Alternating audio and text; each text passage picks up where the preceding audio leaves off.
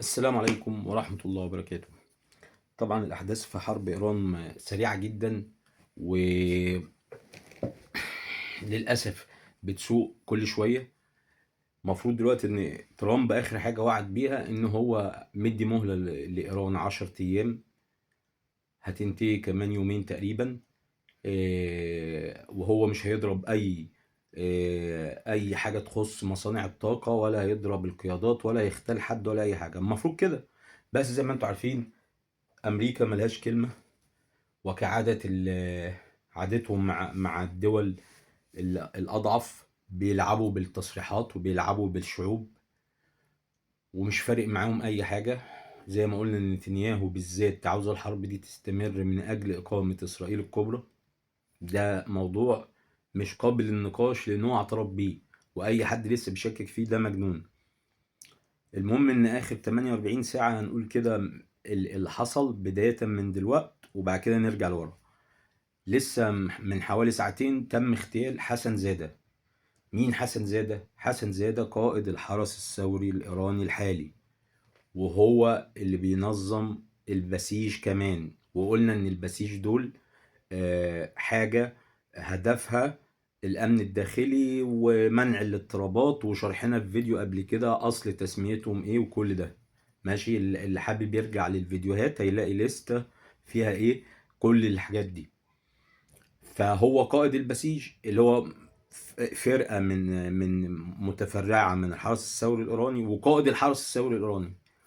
وحسن زادة ده نقدر نقول إن إن إسرائيل وأمريكا بيغيروا النظام بقتل الناس بالاغتيالات. وللأسف التاريخ يكتبه الأقوياء ويصنعه المنتصرون، بمعنى إن إحنا لو عكسنا إن إيران الأقوى، وان دي جرائم تمت ضد ايران، كان هنسميها ارهاب. لكن بما ان احنا في مجتمع دولي اصبح خلاص كاشف وشه، والبقاء للاقوى، قانون الغاب، فالاغتيالات دي بقت عادي. احنا في حرب نختال اللي احنا عاوزينه. وطبعا هم في طريقهم في الاغتيال بيموتوا ناس في الطريق عادي. ماشي. هم بيعرفوا مثلا احنا متفقين ان ايران متخربقه استخبارات، مخابراتها دي في اللالا لاند. تمام.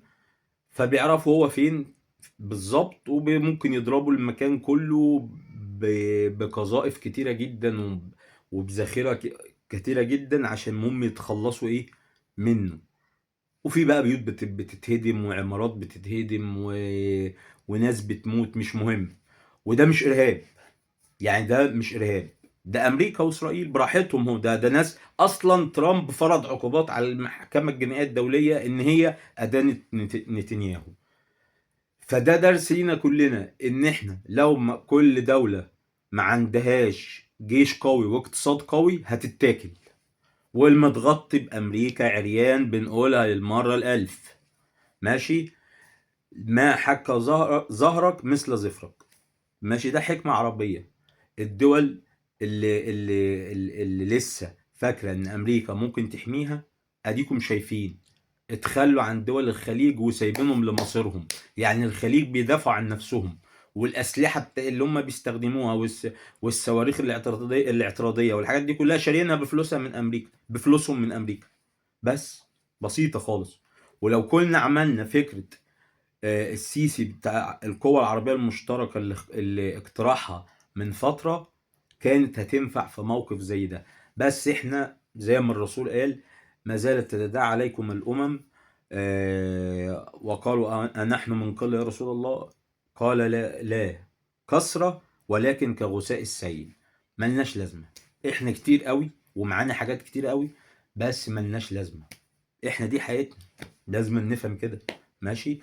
اوعى تفتكر اللي بيحصل مع ايران بعيد عنك. انت في الليسته وجاي. ماشي. جاي بعد سنين، جاي بعد 10 سنين، جاي بعد 20 سنة، المهم هتيجي. ولو ما استعدناش من دلوقت للحرب دي، ماشي، يبقى احنا يعني بنسيء لانفسنا ولبلدنا ولاولادنا. تمام. ولاحفادنا اللي احنا هنسلمهم دولة ضعيفة. لازم زي ما احنا ماشيين كده، الجيش يبقى قوي جدا، انت مستعد في اي وقت باحدث انواع المعدات العسكريه. وزي ما النظام عامل تعدد مصادر شراء السلاح، علشان امريكا ببساطه ممكن تديك اف 5 طياره اف 35 بس وهي قاعده في مكانها مش هتشغلها لك عادي خالص، شفرتها معاها ماشي، مش هتضرب الا باذنها.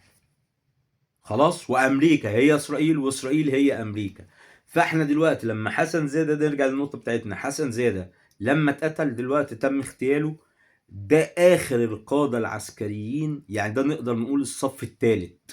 يعني هم قتلوا الرؤوس الاولى، بعد كده الصف الثاني، بعد كده الصف الثالث، بالاخص فيما يخص القياده العسكريه. وعشان ندي شبه كده بسيط خالص، شركه معاها احدث الحاجات، احدث الادوات، بس بدون مدير، بدون حد مسؤول عنها، ايه اللي هيجرى؟ بدون حد ينسق ما بين الادارات والموظفين، او مدير ضعيف، ايه اللي بيجرى؟ كل المؤسسة بتقع. تمام. هم لما يضربوا الرؤوس الاولى والثانيه والثالثه، وخلال 48 ساعه ضربوا، عملوا الاغتيالات دي ماشي، وضربوا المصنع الماء الثقيل. والماء الثقيل ده قلنا ده مهم جدا لتصنيع البلوتونيوم، اللي هو اساسي في المراحل النهائيه في القنبله النوويه. ولما آه، ضربوا كمان مصنع الكعكة الصفراء، ومحطة بوشهر النووية ماشي كمان اتضربت، مع ان دي بيديرها الروس، ومع ان دي مفروض سلمية تماما، طاقة نووية سلمية، بس اسرائيل بتضرب كله.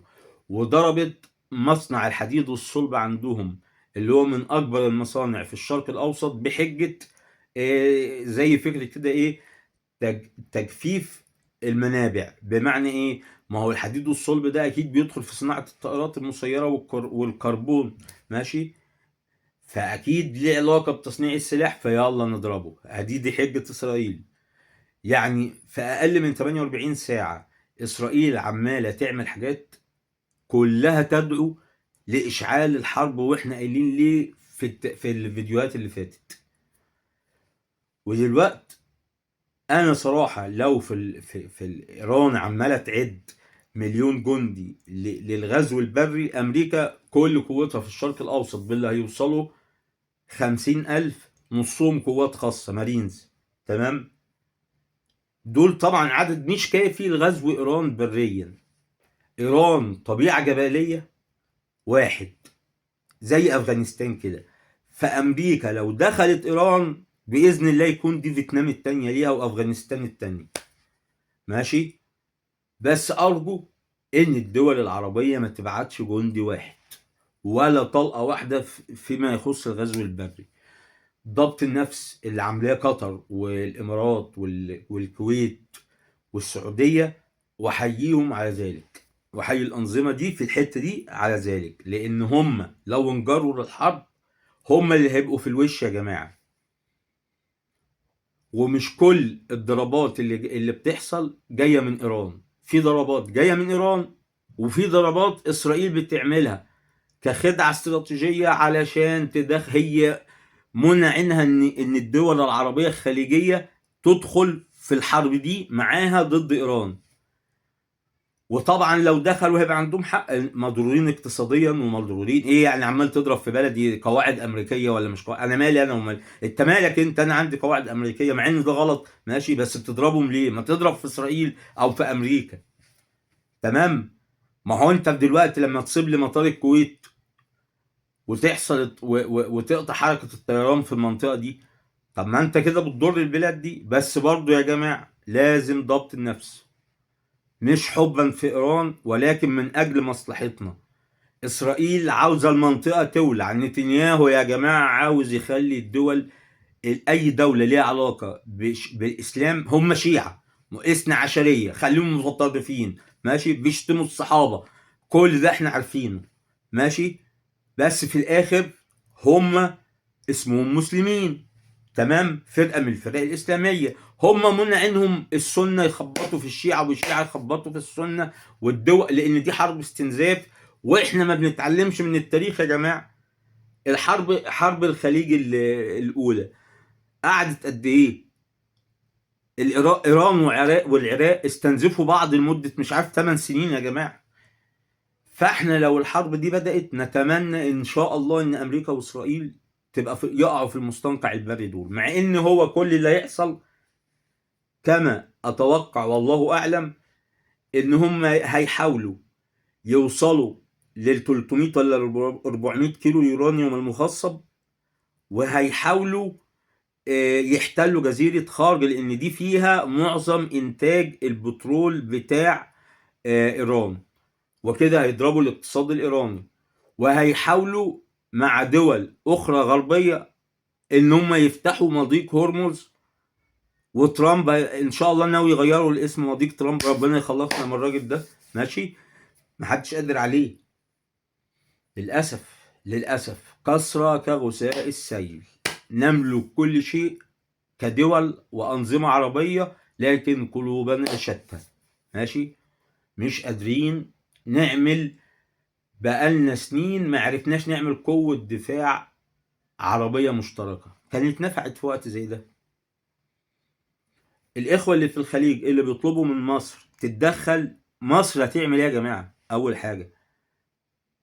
تاني حاجة، هي الحروب بتبتدي كده. يعني انت عاوزني فجأة انا دولة اصلا مديونة ودولة عندي ظروف اقتصادية زي الزفت احمل نفسي عبء حرب برية؟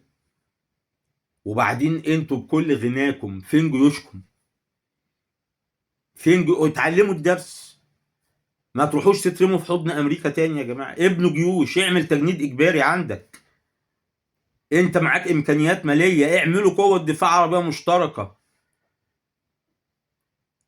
انتوا لو اتكلمنا هنتكلم على الدول كتير. اول دولة الامارات بتضحك في وشنا، عاملة زي واحد صاحبك يضحك في وشك واول ما تلف ظهرك يتكلم عليك. مساهمة في بناء السد النهضة الاثيوبي، وبتدعم النظام الاثيوبي بتاع ابي احمد. ده يضر مصلحة مصر ولا ما يضرش؟ ماشي. وساكتين. 2، دعم حملتي في السودان. حد ينساه؟ لولا هو انتوا دلوقتي عاوزين تعملوا عاوزين تحزموا مصر ولا عاوزين تعملوا ايه؟ انا مش فاهم النظام الاماراتي. وجاي دلوقتي يقول لي ايه؟ مصر ووقفوا التأشيرات للمصريين. ايه الكلام اللي بيتقال ده يا جماعه؟ ايه اللي دخل دي في دي يا جماعه؟ هو انتوا طول ما عندكم نبره الاستعلاء دي على المصريين مش هتوصلوا لحاجه. شوفوا الامريكان اللي باعوكم، مش احنا، ماشي؟ شوفوا الامريكان اللي واخدين تريليون في اخر زياره، مش واخد تريليون دولار، ماشي؟ وبيتكلم عنكم ازاي ترامب. انتوا مستنيين من مصر ايه؟ فين التسليح بتاعكم وفين جيوشكم؟ وما سمعتوش كلام السيسي ليه لما قال لكم نعمل قوه عربيه مشتركه؟ وبتترموا في حضن. مش يعني مش عاوزين. بص، انا ضد الهجوم على بعض في المرحله دي، ومش عاوزين نعمل زي ايه، فرش الملايه لبعض. لكن اذا كنتم انتم خيركم على مصريين، ففي مصر برضو خيرها عليكم. مش هنقعد نعاير ونقعد نتكلم.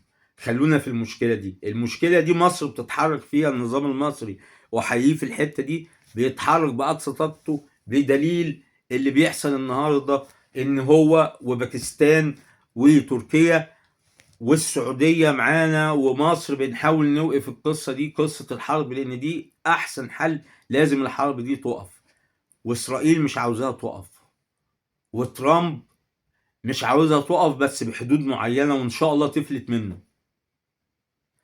فاسرائيل دلوقتي خلصت على كل الصفوف الاولى والثانيه والثالثه العسكريه، ماشي، والسياسيه، تمام. حتى اللي سايباهم دي باكستان اتوسطت لامريكا ان هم ما يقتلهمش. فالوضع صعب، وإيران أكيد مش هتقدر تستحمل. أنا متوقع سيناريو زي أفغانستان والعراق لو أمريكا اتجننت ودخلت بري. بس أنا زي ما قلت لكم، هي هتقف في حدة السيطرة على الجزيرة، فتح المضيق، ماشي، الوصول لليورانيوم المخصب وأخذه من هناك. الأيام يا جماعة الجاية دي أيام صعبة، ولازم نبقى مع بعض مش ضد بعض، لأن إحنا كلنا غلطانين. على رأي أحمد زكي في الفيلم ضد الحكومة لما قال كلنا فاسدون. كل الدول العربية أصلا الغلط راكبها من أولها لآخرها. ما هو أنت لو عاوزين نتعلم دروس، اتعلموا ابنوا جيوش، بعد كده ابنوا قوة عربية مشتركة. تمام. خليكم ورا السيسي في الحتة دي، سيبوا السيسي، يعني شوفوا دماغه هتبقى ازاي. هو راجل مخابرات وفاهم ألاعيب أمريكا كويس، وفاهم اللي بيحصل في المنطقة كويس. اسمعوا كلامه، الحرب لازم تقف. ما تنجروش ما تبعتوش عسكري واحد بريا، معلش استحملوا.